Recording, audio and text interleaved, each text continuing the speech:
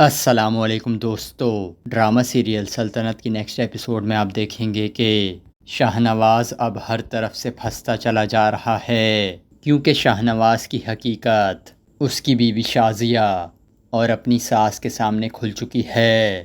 وہ لوگ یہ بات اچھی طرح سے جان چکے ہیں کہ شاہ نواز اب تک ان سے یہ حقیقت چھپاتا آیا ہے، اس کے کوئی ماں باپ نہیں ہیں، جس کے بعد شاہ نواز اب نہ تو اپنی بیوی پر کوئی حکم چلا سکتا ہے اور نہ ہی اپنی سالیوں پر کوئی روب جما سکتا ہے، اور نہ ہی شاہ نواز اب اپنی ساس کو ایموشنل بلیک میل کر سکتا ہے۔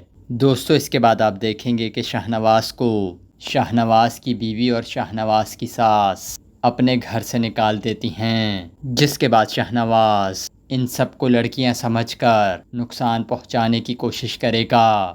لیکن دوستوں، شاہ نواز یہ بات نہیں جانتا کہ اب ان لڑکیوں کے پیچھے وسیم کا ہاتھ ہے۔ دوستوں، دوسری طرف مہم ایک بار پھر سے وسیم کے ساتھ جھگڑا کرتی ہے، جس کے بعد وہ وسیم کا گھر چھوڑ کر چلی جاتی ہے۔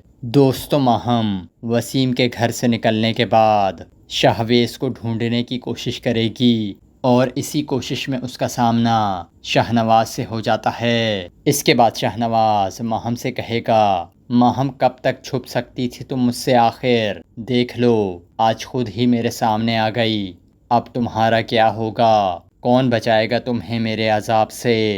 یہ کہہ کر شاہ نواز جیسے ہی ماہم کو پکڑنے کے لیے آگے بڑھے گا تو اتنے میں اس کے سامنے وسیم آ جائے گا، کیونکہ پہلے وسیم صرف اور صرف ماہم کی وجہ سے خاموش تھا۔ دوستوں، دوسری طرف اسد قدسیہ سے ملنے کے لیے ہاسپٹل پہنچ جاتا ہے۔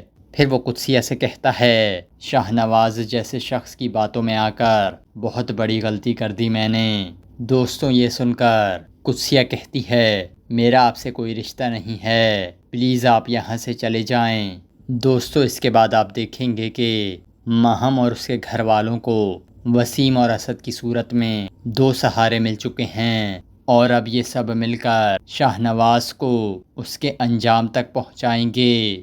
دوستوں، دوسری طرف آپ دیکھیں گے کہ وقت گزرنے کے ساتھ ساتھ ماہم کے دل میں وسیم کے لیے ہمدردی پیدا ہو جائے گی، جو کہ آگے جا کر محبت میں بدل جائے گی، جس کے بعد اس ڈرامے کی ہیپی اینڈنگ ہو جائے گی، اور یہاں اس قسط کا اختتام ہو جاتا ہے۔